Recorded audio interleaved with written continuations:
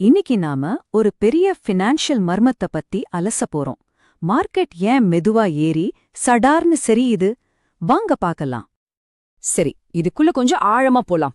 நீங்க ஸ்டாக் மார்க்கெட்ட கொஞ்சமாவது கவனிச்சிருந்தீங்கன்னா இத நிச்சயம் பார்த்திருப்பீங்க. மார்க்கெட் பல வருஷமா மெதுவா படிப்படியா மேலே ஏறும். ஆனா கீழே விழும்போது சில வாரங்கள்ல ஏன் சில நாட்கள்ல கூட மொத்தமா சரிஞ்சிடும். இது ஏன் இப்படி நடக்குது? இதுக்கு பதில் ஒரு ரொம்பவே சக்தி வாய்ந்த ஐடியால ஒளிஞ்சிருக்கு. இது நம்மள இந்த பகுப்பாய்வோட மையக் கருத்துக்கே கூட்டிட்டு வருது. அதுதான் ஜார்ஜ் சோரோஸோட ரிஃப்ளெக்சிவிட்டி தியரி. இத சிம்பிளா தமிழ்ல சொல்லணும்னா, நாம ஒரு விஷயத்த பத்தி என்ன நினைக்கிறோமோ நம்மளோட அந்த நினைப்பே அந்த விஷயத்த மாத்த ஆரம்பிச்சிடும். அந்த விஷயம் மாறும்போது நம்ம நினைப்போம் மாறும். இது ஒரு தொடர்ச்சியான சுழற்சி மாதிரி, ஒரு எண்டில்லாத ஃபீட்பேக் லூப். இப்ப இந்த ஸ்லைட கொஞ்சம் நல்லா பாருங்க.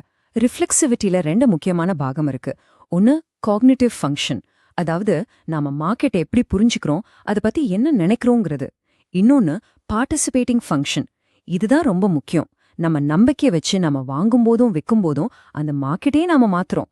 பெரும்பாலான தியரிகள் முதல் பாகத்தை மட்டும்தான் பேசும். ஆனா நம்ம செயல்களே யதார்த்தத்தை மாத்துதுங்கிற இந்த ரெண்டாவது பாகத்தை கோட்ட வச்சிடும். பாத்தீங்களா, இந்த ஃபீட்பேக் லூப் நடைமுறையில இப்படிதான் வேலை செய்யுது. நம்ம நம்பிக்கை அது செயல்களா மாறுது. அந்த செயல்கள் மார்க்கெட்டோட யதார்த்தத்தையே மாத்துது. அப்புறம் அந்த புது யதார்த்தம் மறுபடியும் நம்ம நம்பிக்கைகளை மாத்துது. இது இப்படியே தொடர்ந்து நடந்துகிட்டே இருக்கும். சரி, இந்த ரிஃப்ளெக்சிவிட்டி சுழற்சி நிஜ உலகத்துல எப்படி இயங்குதுன்னு ஒரு உதாரணத்தோட பார்க்கலாம். இதுக்கு சிறந்த உதாரணம் கடன், அதாவது கிரெடிட், மற்றும் பிணையம், அதாவது கொலாட்ரல். இதுக்கு இடையில இருக்கிற உறவுதான். இந்த பூம் அண்ட் பஸ்ட் சுழற்சியோட இதயமே இதுதான் சொல்லலாம். முதல்ல இந்த கொலாட்ரல்னா என்னன்னு சிம்பிளா சொல்லிடுறேன். நீங்க ஒரு லோன் வாங்க போறீங்கன்னு வச்சுக்கோங்க. பேங்க் ஒரு உத்தரவாதம் கேட்கும் இல்லையா? அது உங்க வீடா இருக்கலாம், நிலமா இருக்கலாம். அந்த உத்தரவாதத்துக்கு பேர் தான் கொலாட்ரல். சிம்பிளா சொன்னா ஈடு. இப்போ ஒரு கதை மாதிரி யோசிச்சு பாருங்க. பேங்க்ஸ் நிறைய லோன் கொடுக்குது. இதனால பொருளாதாரம் நல்லா வளருது. வீடு, நிலம் மாதிரியான சொத்துக்களோட மதிப்பு பயங்கரமா ஏறுது. இப்ப உங்க சொத்து மதிப்பு அதிகமாயிடுச்சு இல்லையா? அதை கொலாட்ரலா வச்சு நீங்க இன்னும் அதிகமா லோன் வாங்கலாம். பேங்க்கும் சந்தோஷமா கொடுக்கும். இதனால இன்னும் அதிக பணம் மார்க்கெட்குள்ள வருது. சொத்து மதிப்பு இன்னும் அதிகமாகுது. இது ஒரு மெதுவான படிப்படியான வளர்ச்சி. இந்த லூப் தன்னைத்தானே வலுப்படுத்திக்கிட்டே போகும். இந்த படம் அந்த வித்தியாசத்தை ரொம்ப அழகா காட்டுது.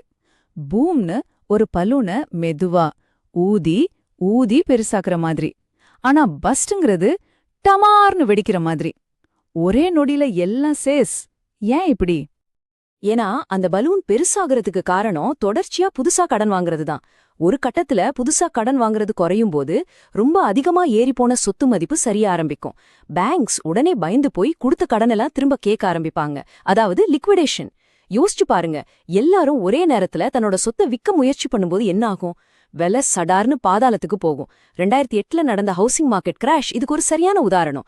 ஒரு டாமினோ விழ ஆரம்பிச்சா மத்ததெல்லாம் வரிசையா விழும் இல்லையா? அதே மாதிரிதான். ஆனா ஒரு நிமிஷம், இந்த சுழற்சி இவ்ளோ இயல்பானதுன்னா ஏன் நாம அடிக்கடி 2008 மாதிரி பேரழிவுகளை பாக்குறதில்ல? ஏன்னா இந்த ஆட்டத்துல இன்னொரு முக்கியமான ஆள் இருக்காங்க. ஆமா, ஒரு பெரிய வீழ்ச்சியோட மோசமான விளைவுகளை தவிர்க்க சென்ட்ரல் பேங்க்ஸ் மற்றும் அரசாங்கங்கள் உள்ள வருவாங்க. ஆனா இங்கதான் ஒரு ட்விஸ்ட். இந்த தியரி என்ன சொல்லுதுன்னா, அவங்கள வெளியில இருந்து ஆட்டத்தை கவனிக்கிற நடுவர்கள்னு மட்டும் நாம நினைக்க கூடாது. இது ரொம்ப முக்கியமான ஒரு பாயிண்ட். ரெகுலேட்டர்களும் மனிதர்கள் தான். அவங்களும் அந்த ஃபீட்பேக் லூப்குள்ள இருக்கிறவங்க தான். அவங்க பெரும்பாலும் அடுத்த நெருக்கடியை தடுக்காம கடைசியா நடந்த நெருக்கடியை சரி செய்ய தான் முயற்சி செய்வாங்க. அதாவது அடுத்த புயல் வரத கணிக்காம போன புயல்ல சேதமானதை சரி பண்ணிட்டு இருப்பாங்க. இதனால அவங்களோட செயல்களுக்கும் நாம எதிர்பார்க்காத விளைவுகள் வரலாம். அப்ப இங்க என்ன நடக்குதுன்னா, ரெண்டு விதமான சுழற்சிகள் ஒன்னோட ஒன்னு மோதுது. ஒன்னு கடன் சுழற்சி, அது மெதுவா ஏறி சடார்னு விழும். இன்னொன்னு அரசாங்கத்தோட ஒழுங்குமுறை சுழற்சி, அது ஒரு அலை மாதிரி. சில சமயம் விதிகள் ரொம்ப அதிகம், சில சமயம் ரொம்ப குறைவு. இந்த ரெண்டும் சேரும்போது என்ன நடக்கும்னு யாருக்குமே தெரியாத ஒரு புது நிலைமை உருவாகுது. அதத்தான் மூலம் அன்சார்ட்டட் டெரிட்டரின்னு, அதாவது வரைபடத்துல இல்லாத ஒரு இடம்னு சொல்லுது. சரி, இவ்ளோ தியரி எல்லாம் பேசிட்டோம். இதனால நமக்கு என்ன? இந்த தியரி ஏன் இன்னைக்கு இவ்ளோ முக்கியம்? ஏன்னா இந்த மூளைத்தோட படி இரண்டாம் உலகப் போருக்கு பிறகு உள்ள காலம் முழுவதையும் ஒரே ஒரு நீண்ட கடன் பெருக்கமா, அதாவது ஒரு மெகா பூமா பார்க்கலாம். 1982ல ஒரு பெரிய நெருக்கடிக்கு பிறகு அதிகாரிகள் இந்த பஸ்ட நடக்காம தடுக்கிறதுல ரொம்பவே கெட்டிக்காரங்க ஆயிட்டாங்க. ஒவ்வொரு முறையும் ஒரு சின்ன சரிவு வரும்போது அவங்க உள்ள வந்து ஏதாவது செஞ்சு சரி பண்ணிடுறாங்க. இதனால ஒரு ரொம்ப விசித்திரமான சூழ்நிலை உருவாகியிருக்கு. நாம தொடர்ந்து ஒரு பெரிய பேரழிவோட விளிம்பு வரைக்கும் போறோம். அந்த பாதாளத்தை பார்க்கும்போது மட்டும் யாராவது நம்மள பின்னுக்கு இழுத்துடுறாங்க. ஆபத்து தள்ளி போகுது. ஆனா கொஞ்ச நாள் கழிச்சு இந்த செயல்முறை வேற ஒரு வடிவத்துல திரும்பவும் நடக்குது. ஒரு முடிவே இல்லாத கதை மாதிரி போயிட்டு இருக்கு. நாம பல வருஷங்களா இந்த முறையில மாட்டிக்கிட்டு இருக்கோம்.